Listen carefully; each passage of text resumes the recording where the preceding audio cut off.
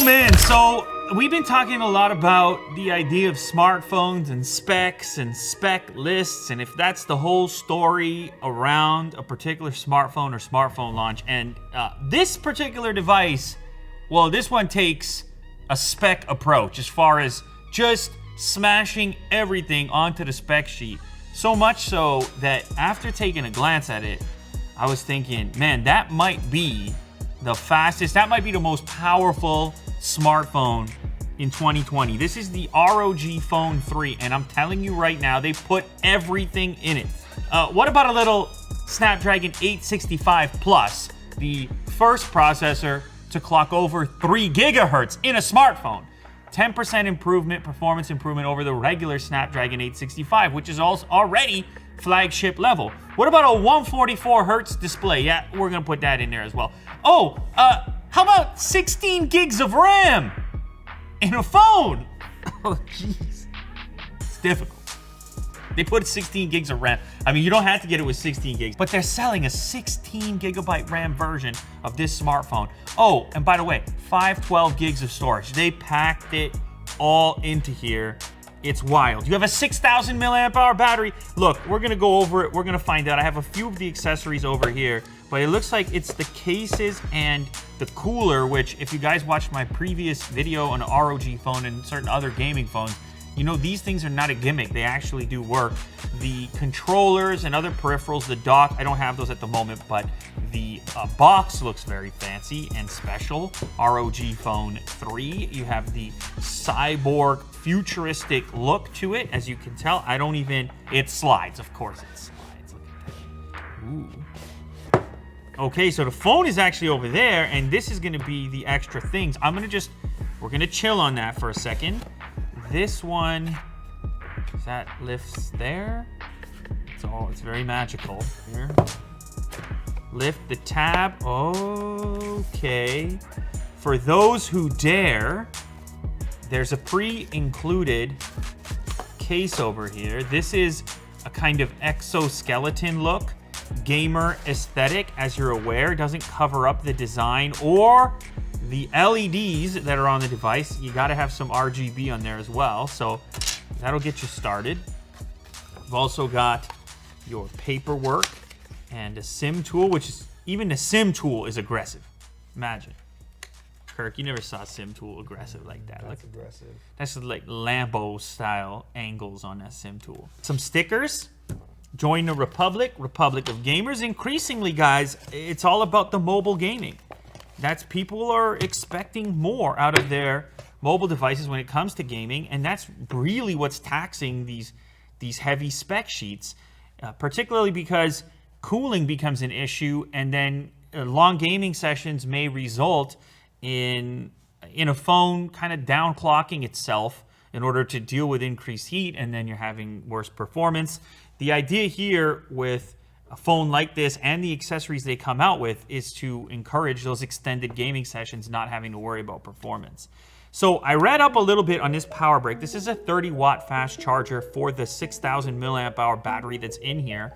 And the reason they selected 30 watts as opposed to something even faster is because it would require a far fatter phone. And so they had to make a selection between either a bigger battery that would charge at 30 watts or a smaller battery that could charge faster. And so they went for the bigger battery, which I think is a good choice in a device like this. 6,000 milliamp hours, that's no joke. These are some little plug looking things for your accessory ports in case you want to have them sealed off. This looks like some sort of a braided cable. I believe it's a Type-C. Type-C to Type-C, a fairly robust cable, another thing you'd want to see on a smartphone targeted at being plugged in some of the time for that really intense gaming. This is a Type-C to mini jack connector for connecting a headset. The phone over here. Now this is a bit of a beast, as I'm sure you're aware, and that probably meets your expectation if you've been paying any attention to the gaming segment of smartphones, powerhouse style smartphones. This has some weight to it. It's very metallic, very cyborg, as mentioned. Ooh. So the rear reveals this logo in the center, the Republic of Gamers logo, and that is going to light up. That's going to be RGB.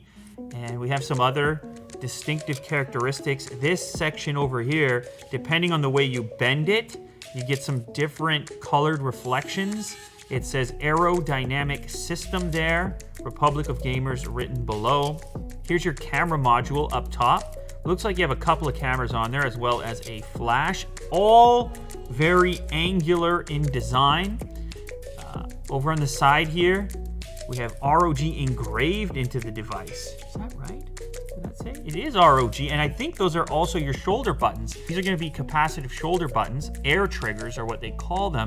And those are a differentiating characteristic of a gaming phone. You can map those to any spot in your game and get a way comfier grip over long periods of time. And these triggers on this device, they actually added functionality. You can split them in half, so you can actually have one button over here and one button over here on each side, so you can get even more functionality. You can swipe on them now. It's a lot of stuff going on. Now, another unique feature is the ability to plug in your peripherals, your cables, and your other attachments on the side of the device as opposed to just on the bottom.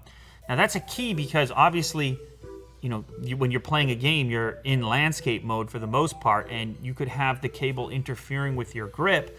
But also, there's various docks that they're going to put out as accessories to this device that you may want to dock into, and so you have just the versatility of that port on the other side. Ooh, look at that. Qualcomm logo, Elite Gaming. So Qualcomm saying, hey, this is our top tier processor. This is our 865 Plus. I think this is the first place it's actually been. We got a unique welcome graphic as well. This is not your stock Android situation. So for unlocking the phone, we have some options here for face recognition as well as in-display fingerprint. Oh, so you can use the air triggers for a squeeze function as well. Ah. And here you can see it's set to somewhere in the middle, and then that gives you an idea of how hard you have to squeeze to trigger that. Couple of different system styles for you to choose from. This is the Zen UI that comes on a variety of their devices. The default mode is an ROG specific, more aggressive gaming mode. I think that's what most people are gonna choose if you purchase a device like this. ROG Elite desperately needs you to join the Resistance mission immediately. All right, so the device is booted up, and oh my goodness gracious. This 144 refresh, and it looks like the animation, oh my God, that's fast. That is silky smooth. My goodness, that is fast. So the touch latency is now down to a record low 25 milliseconds with a 270 hertz touch sampling rate. So you have a couple of different refresh rates to keep in mind. There's the 144 hertz plus the 270 hertz on the touch input. All you need to really know is this means you're going to have a very fluid experience, and for the touch input, your touch is going to be registered rapidly and fluidly.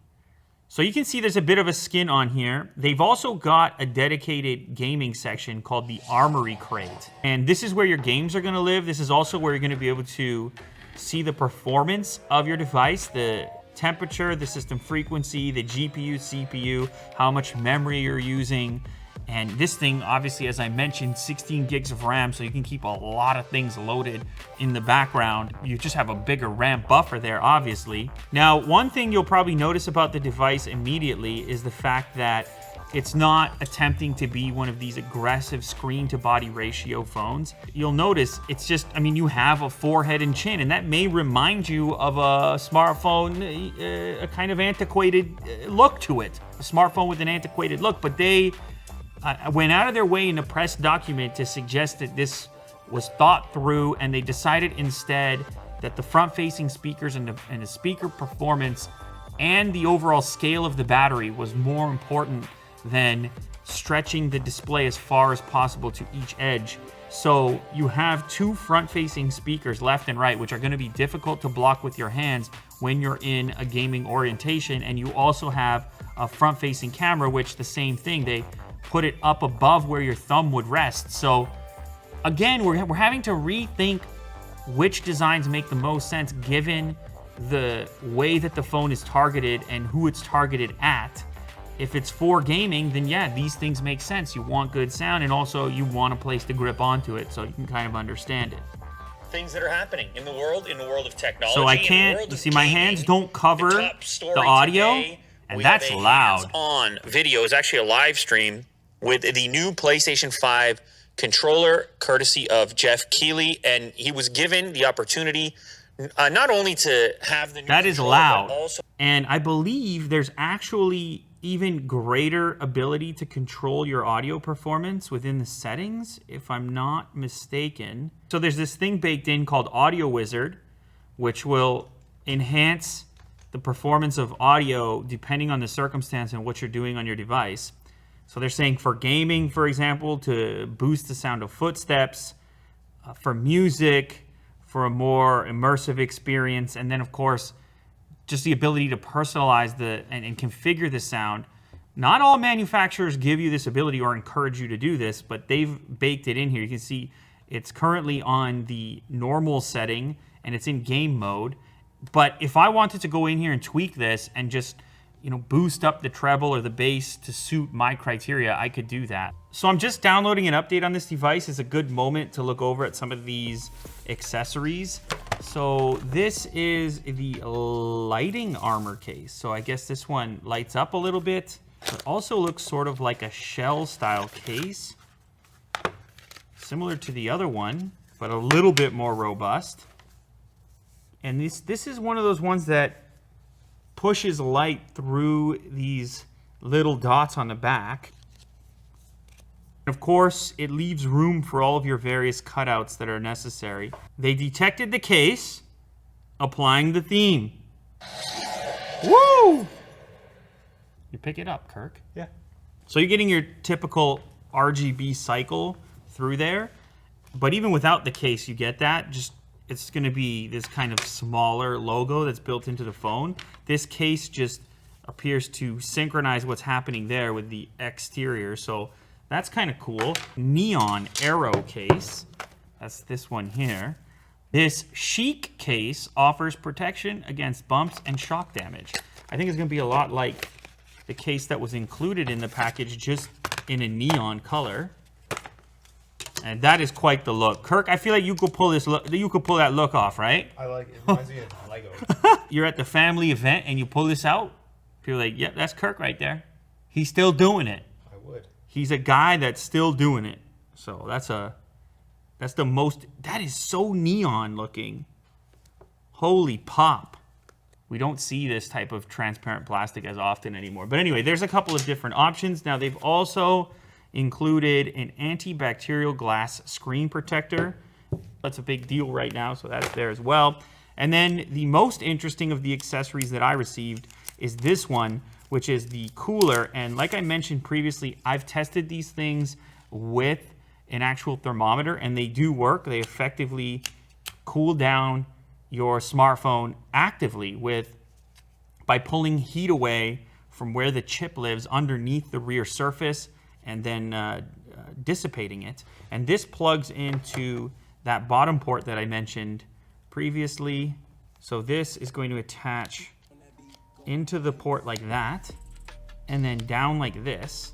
When equipped with a fan and enabling X mode, do you wish to always apply level 3 performance to achieve the ultimate gaming experience? Yes, of course I do. All right, so now we have Republic of Gamers RGB down here as well. And we have the fan running, which I can feel the cool air pumping out. And what's cool about this attachment is that it offers up pass-throughs on the bottom for a dedicated wired headset, as well as a Type-C connector to keep power flowing through the whole thing, including this accessory. And then the new thing as well is this little kickstand that's on here that opens up like this and allows you to get a nice little stand to your device, whether you're just watching content or gaming, because now you can back off a little bit with an actual controller. If you want to attach a controller for a even more tactile feel, it's just about versatility and different options for how you want to interact with it. Maybe you just want to let it cool down a little bit. Maybe you want to eat your cereal, you know? It's completely up to you, whatever.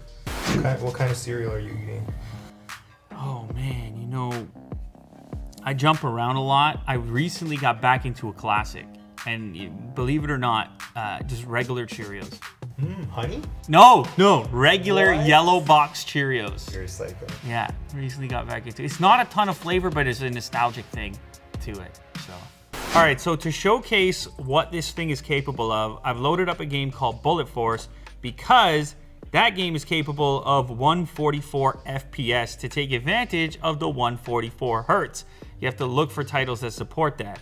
And as far as the air triggers are concerned, you just pull over here, grab the triggers and line them up with different sections within the game where they'd be convenient to have. So down the sights is on my left trigger, and to actually activate the trigger itself in the graphical overlay, you have the right shoulder button. If I push the right shoulder, boom, left shoulder, down the sights. Right shoulder, oh, there we go. He's dead, he's dead. And holy moly, the sound is quite immersive here. Oh. Got him! Got him! It's a comeback, 5-3. That's 3 in a row. That doesn't even seem right. I had the eyes on him as well. I had the eyes on him. I put the eyes first. Okay, I gotta get out of here. Look, what can I say? I mean, it's fun stuff, guys. It's a good time. It's a good time, and it's fun stuff, and it's gaming. It's gaming centric. It's a beast. It's obvious what it's for. You just have to take one glance at it, and you know what you're working with. If you're in the market for the most powerful thing that's out there in smartphone land, I don't think you can beat this right now.